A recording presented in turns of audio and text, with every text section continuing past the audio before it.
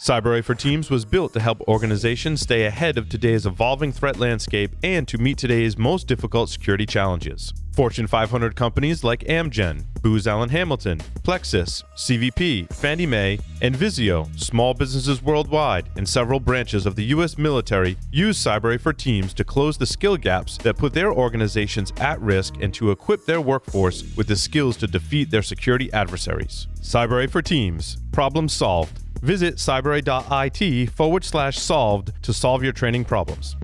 You want to get the right things done for your security program. Sounds simple, but what are the right things for you? What does done mean? And how are you going to get there? Rapid7 realizes more than anyone how hard this can be. While Rapid7's Insight platform offers you industry-leading vulnerability management and detection and response solutions, their focus is on understanding where you are so that they can help you get where you're going. Visit securityweekly.com/Rapid7 to get started. Enterprises struggle to detect advanced attacks quickly and thoroughly as evolving threats continue to evade current security tools.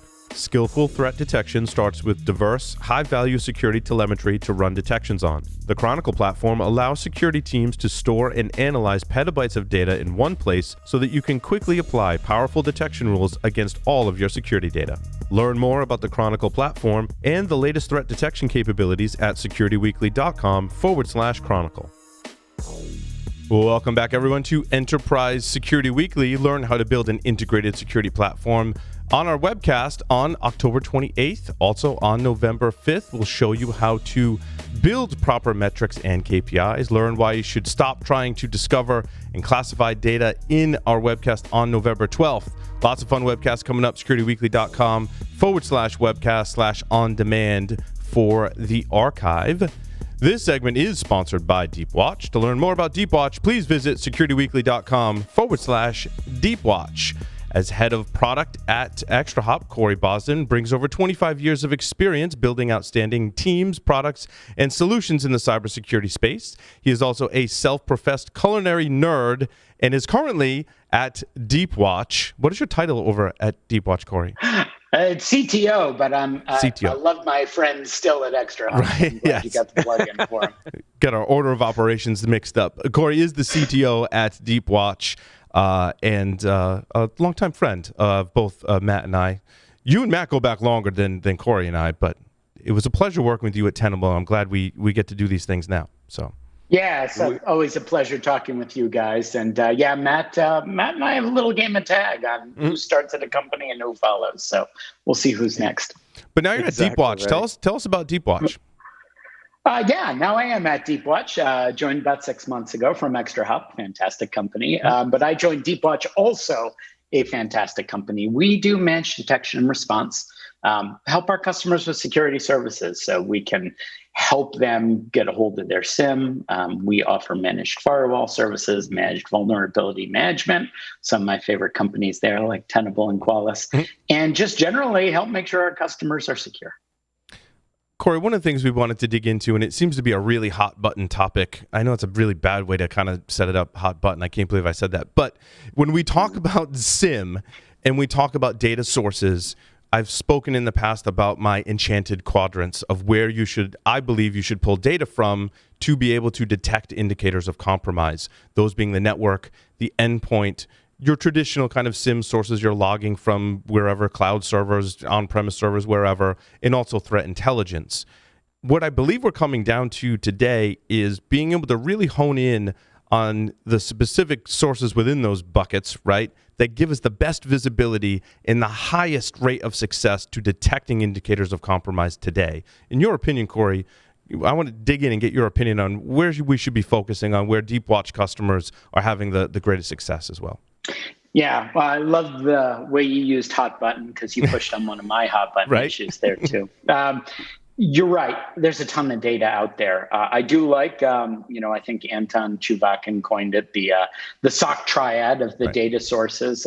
Enchanted Quadrants is really good too, because all that data doesn't really help you unless you have some context, you have some information, you have the threat intel to know what it's telling you.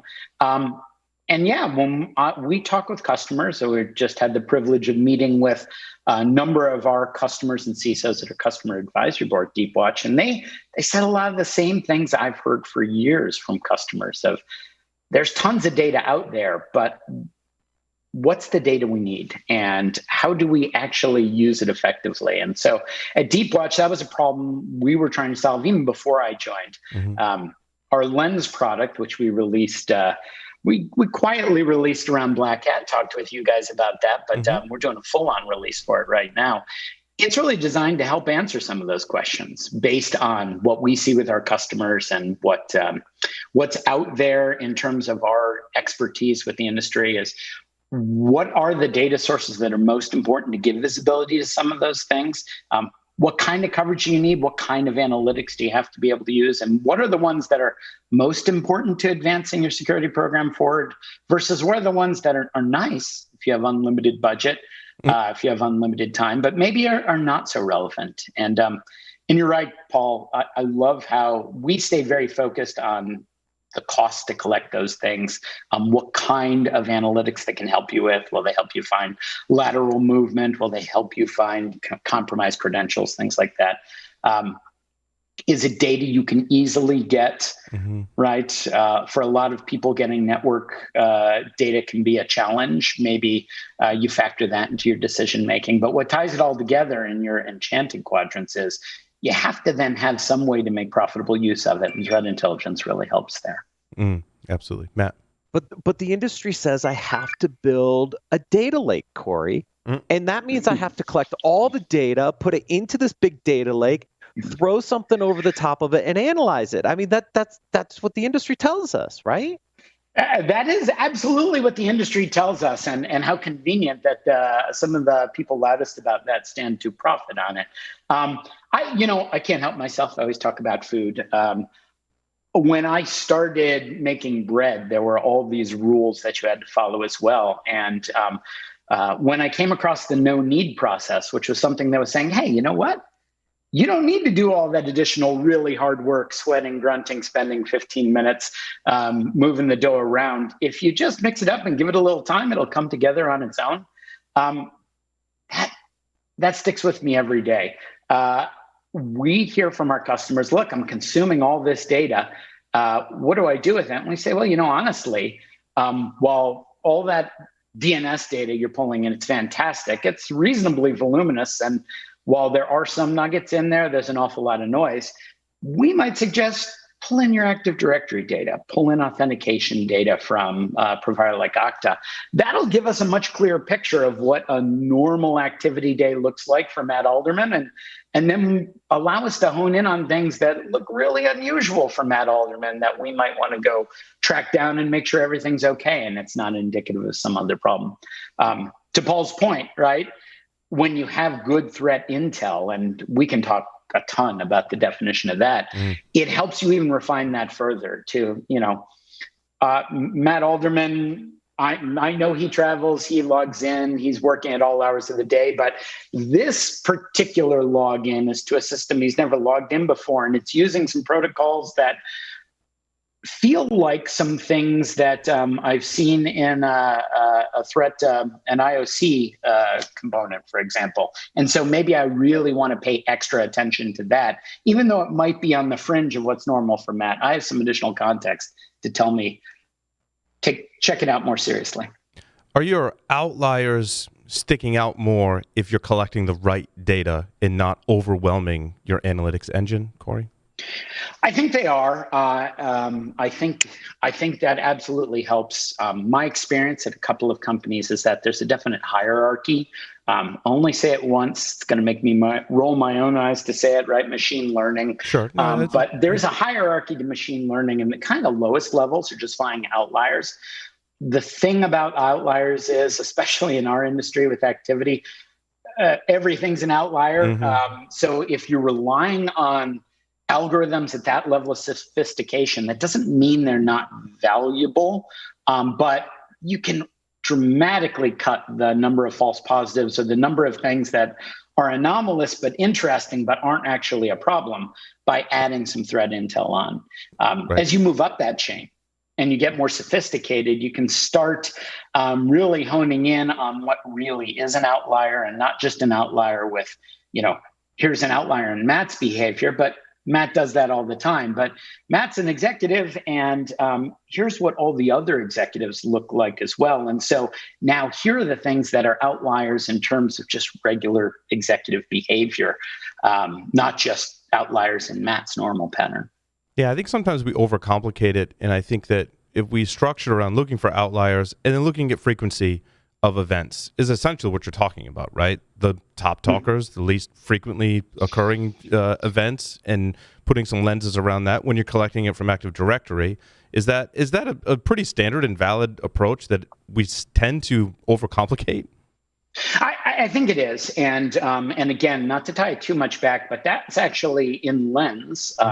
We're really proud of our now patent pending maturity model, which takes into account a variety of attributes about the data sources you've got and the coverage and what you're doing with them, and helps you understand the real value you can use. And to your point, we give these top maturity recommendations within Lens. Here's the one thing you should do that'll make the biggest impact to your security program. And more often than not, this is not a rocket scientist type thing. It's not you need to deploy some algorithms, you need to get out on SageMaker and figure out what you can do. It is, we have some basic patterns that are unusual, and we could be finding a lot of problems in your environment if only you would go through the effort of actually getting the proper logging really turned on for more than 20% of your environment. If only you could get some endpoint out there. I think in your last segment, right, Ed was talking about the fact of if you could only focus in on the couple of important things as opposed to trying to collect everything. Those are great ways to start that are basic, but have an outsized impact in your ability to secure your environment. I've seen so many different methods of collecting telemetry from the endpoint. One of the common denominators that I'm coming down to that I really like is sysmon. Are you good collecting sysmon from your endpoints, looking at your Active Directory logs, and then using some software such as deepwatch and a service to look at those? I mean, that puts you in a really good position, no? Yeah, I mean, I think that's fantastic. At deepwatch, we allow customers to bring all sorts of log sources, the two you mentioned. We have a managed endpoint service. Somebody wants to use a CrowdStrike or a CyberReason, even better. Sure. There is some tuning there, right? Sysmon, same sort of thing. It can be an awful lot of data in a Windows environment. You could have a lot of things going on. So you want to make sure you can make profitable use of that. Just collecting the data is a great way to spend money. But if you're not throwing the analytics at it, why are you bothering?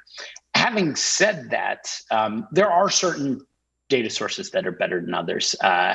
But any data source you can collect easily, any data source that you're well positioned for, and any data source that's situationally appropriate is a really nice one to start with.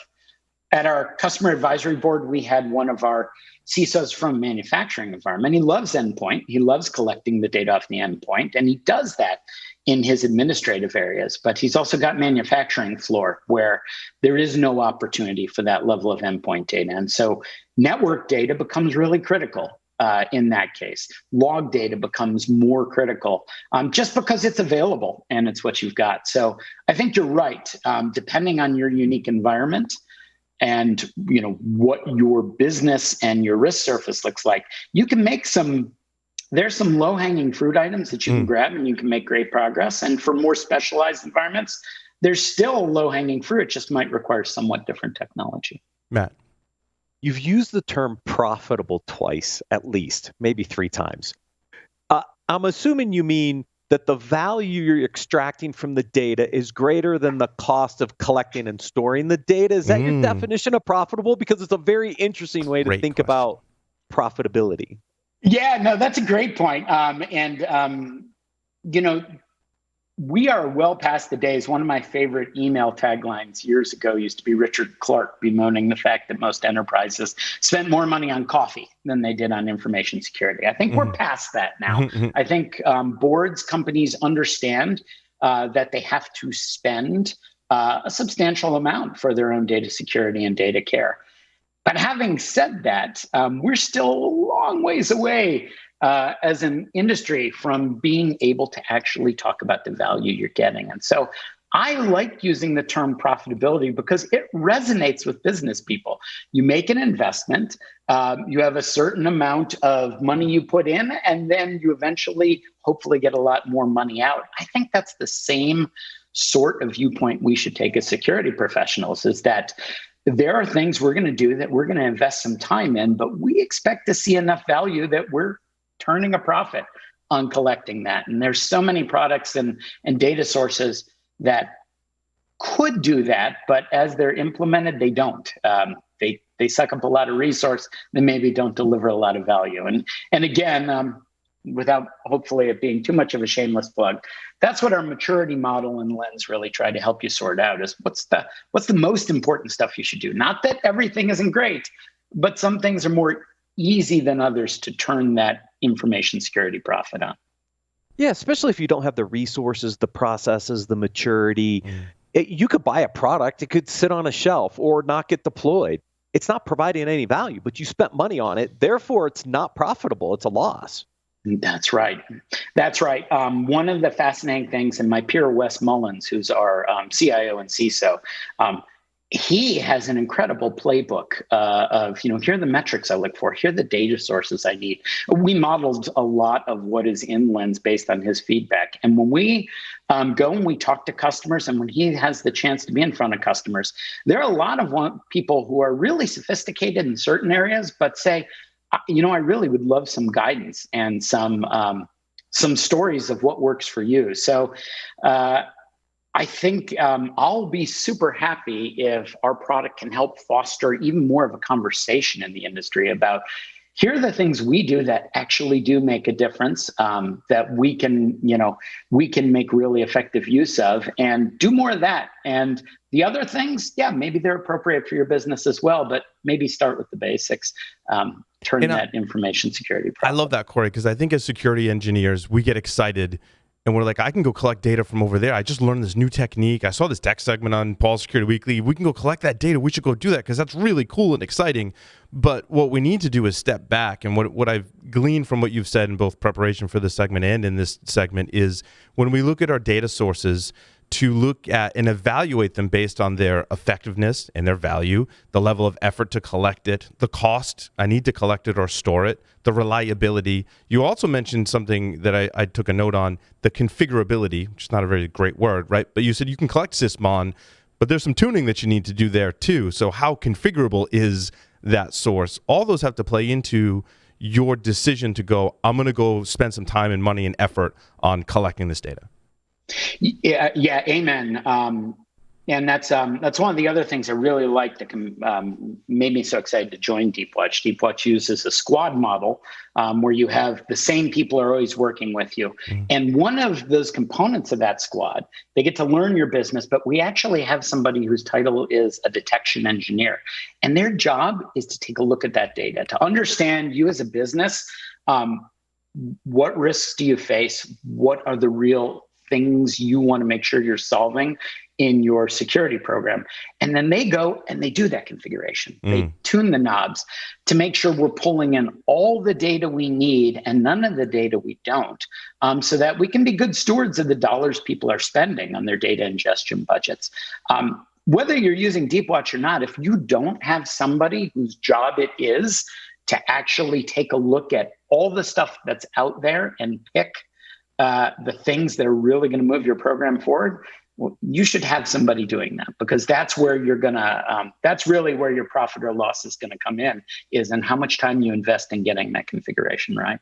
And it speaks to efficiency as well, because in previous lives, when I was looking at this data, defending an enterprise, in this case it was a university, there was a lot of overlaps. I could get to the same result by looking at my NetFlow logs, or I could look at the raw packets, or I could look at some server logs and basically derive the same answer. And maybe there was another team, the network team was also looking at flow data as well, and they were deriving some of the same answers. So let's not duplicate effort, I think, is a really good mission to have and to review if you're in this process of looking at your data sources, right?